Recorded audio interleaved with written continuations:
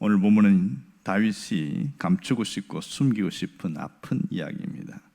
다윗이 우리아의 아내 밧세바를 범했을 때 아이가 생겼고 하나님이 그 아이에게 병들게 하셨습니다. 그래서 다윗이 그 아이를 위하여 금식하며 기도하고 있습니다. 16절에 보면 밤새도록 땅에 엎드렸다 그렇게 이야기합니다. 이 다윗이 금식하는 이유가 뭡니까? 이 아이를 살려달라는 것이죠. 언제까지 금식을 했습니까? 하루 이틀이 아니라 무려 일주일 동안 그렇게 금식을 하고 있는 것을 보게 됩니다. 주변에 나이 많은 신하들이 음식을 갖다 주면 드리면서 이걸 좀 드십시오 하지만 손살을 치면서 안 먹겠다 이렇게 이야기합니다. 그런데 일주일이 지나면서 아이가 죽었습니다.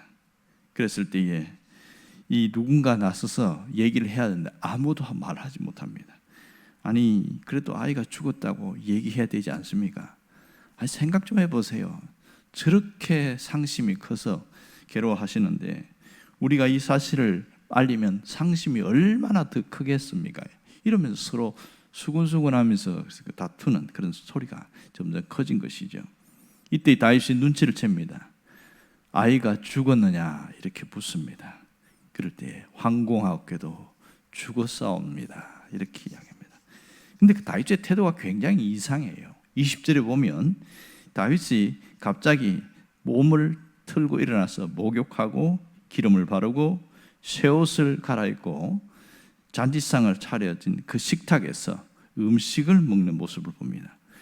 이 신하들이 이해가 안 되는 것이죠. 아이가 살았을 때는 금식하고 아이가 죽었을 때 어떻게 직접 음식을 먹을 수가 있는가? 장례도 치르지 않고서 갑자기 저런 태도에 이해가 안 되는 겁니다. 여러분, 누가 봐도 이해가 안 되는 겁니다. 왜 갑자기 태도를 바꾸냐는 겁니다. 그렇게 금식하며 애타게 부르짖고 하더니 죽었다는 얘기를 듣자마자 옷을 갈아입고 밥을 먹고 하는 이 태도가 이게 무슨 상황인가? 옆에 있는 신하도 이해가 안 되니까 아니 왜 이전과 태도가 이렇게 다릅니까? 이랬을 때에 아이가 죽기 전에 살았을 땐 병들었지만 그때 혹 하나님이 살려주실까 그런 마음으로 간절히 기도했다 그런 얘기를 합니다. 근데 그래도 너무 지나치지 않습니까? 적어도 이틀이나 사흘이 지난 다음에 그러고 나서도 음식을 먹어도 괜찮잖아요. 자, 이 모습을 다른 분이나 혹 밧세바나 그런 사람 보면 상처가 되지 않겠냐는 거예요. 굳이 이렇게 하는 이유가 뭐냐? 오늘 이걸 우리가 알아야 됩니다. 이렇게 다윗이 한 것은 특별한 은혜를 하나님이 주셨기 때문에 가능한 일이옵니다. 그가 냉정해 보이는 다윗의 모습이 아니라 그가 이렇게 다시 몸을 수술할 수 있었던 것은 하나님께서 다윗의 아픔과 고통을 아시고 그에게 특별한 은혜를 주셨습니다. 그 은혜로 인하여 슬픔과 절망에서 극복해낼 수가 있었습니다. 그러면 다윗에게 주신 특별한 은총이 무엇입니까? 이것은 바로 네세신앙, 천국신앙입니다. 영생신앙인 것이죠. 오늘 23절 하반절에 보면 나는 그에게로 가려니와 이렇게 말합니다. 다윗이 죽으면 먼저 죽은 이 아들 곁으로 간다는 고백을 하고 있습니다. 이 고백은 다윗이 자신의 아들이 죽은 것이 아니라 하나님의 품에서 영원히 살고 있음을 고백하고 있는 겁니다. 다윗이 왜 금식을 했습니까? 왜 금식하며 기도했죠? 병들은 아들을 살릴 수만 있다면 자신의 목숨이라도 내놓고 싶은 그런 마음이었습니다. 하지만 죽었다는 말을 들을 때에 하나님 곁으로 갔다는 것을 확신하게 된 것이죠. 그 아들이 천국에 있으므로 이제 자신도 죽으면 그 아들을 만날 수 있다는 확실한 신앙이 있었죠. 바로 내세 신앙입니다. 천국 신앙이 있었던 것이죠. 그 신앙이 모든 슬픔을 틀고 자리에 일어나겠다는 겁니다.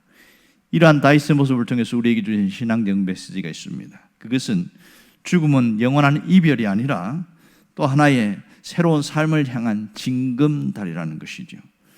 죽음을 영영 이별이라고 생각하는 불신앙은 우리에게 슬픔과 좌절의 아픔에서 일어나지 못하게 하지만 내세신앙과 천국신앙, 영생신앙을 가진 신앙인들에게는 죽음은 슬픔도 고통도 이겨낼 수 있는 힘을 준다는 사실입니다. 지금 우리에게 필요한 것이 바로 이러한 신앙이겠죠. 천국 신앙입니다. 그 신앙은 현재도 내세도 영원히 살아있는 삶을 고백하는 그 믿음인 것을 우리가 잊지 않아야 됩니다. 천국 신앙은 슬픔을 이기게 하는 능력입니다. 아픔을 이기게 하는 능력입니다. 고통과 절망을 견디고 나를 일으키는 능력입니다.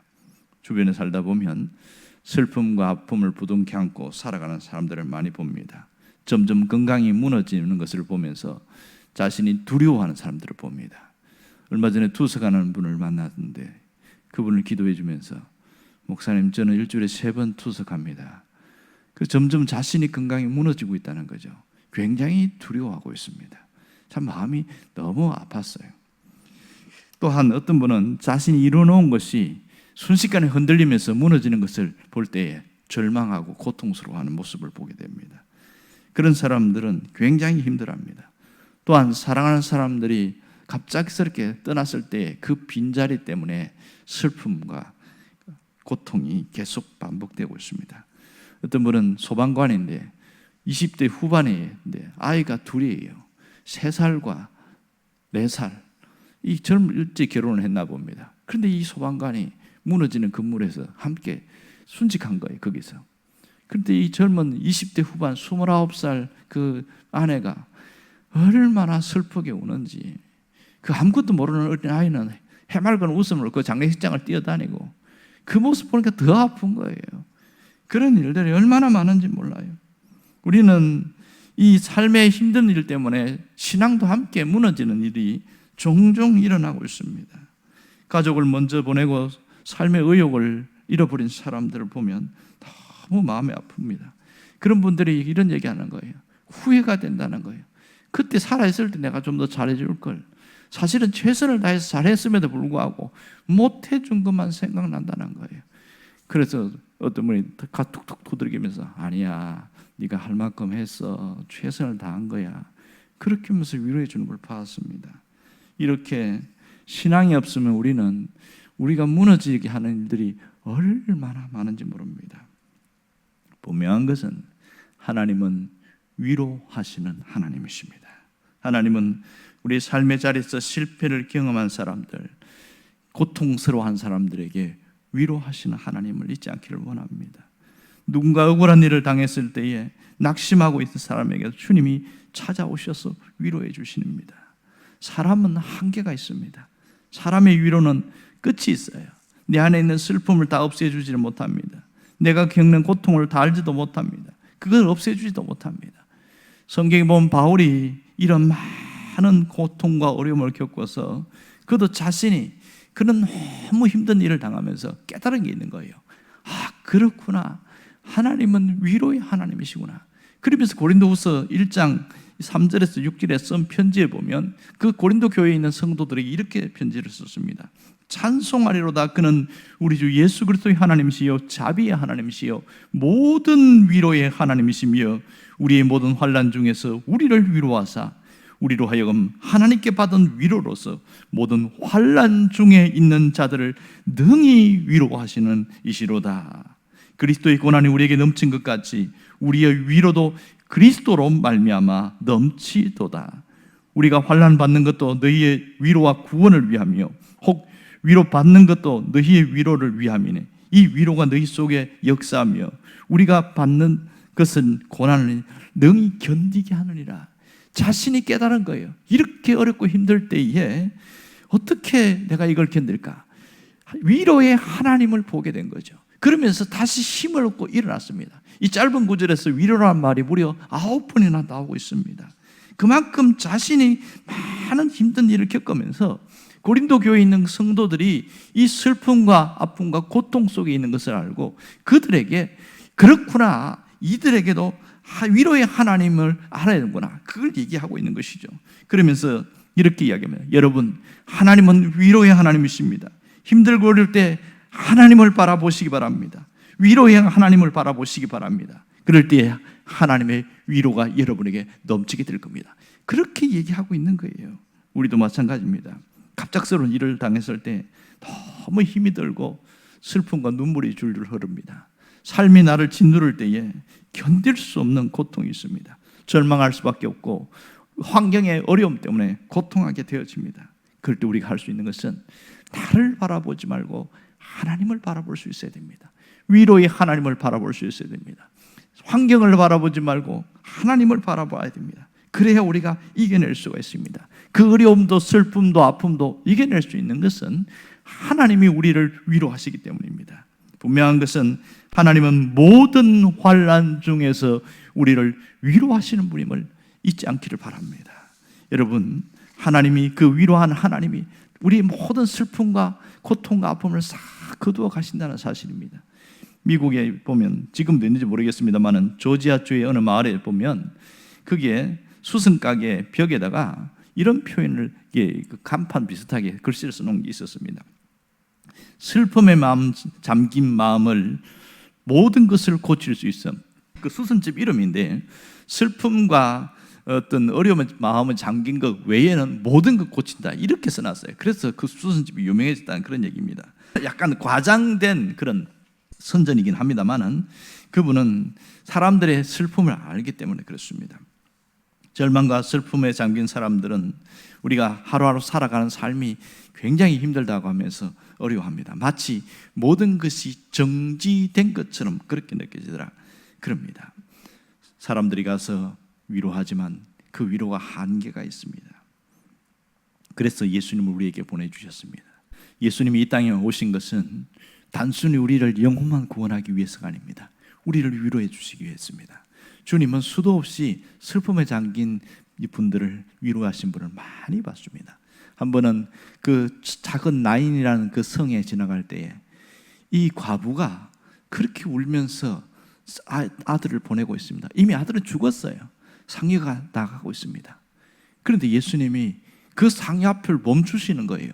말도 안 되는 거죠. 죽은 자를 위한 예의도 아니고요. 그런데 그 관을 손을 대시는 거예요. 이런 더 위험한 일이죠.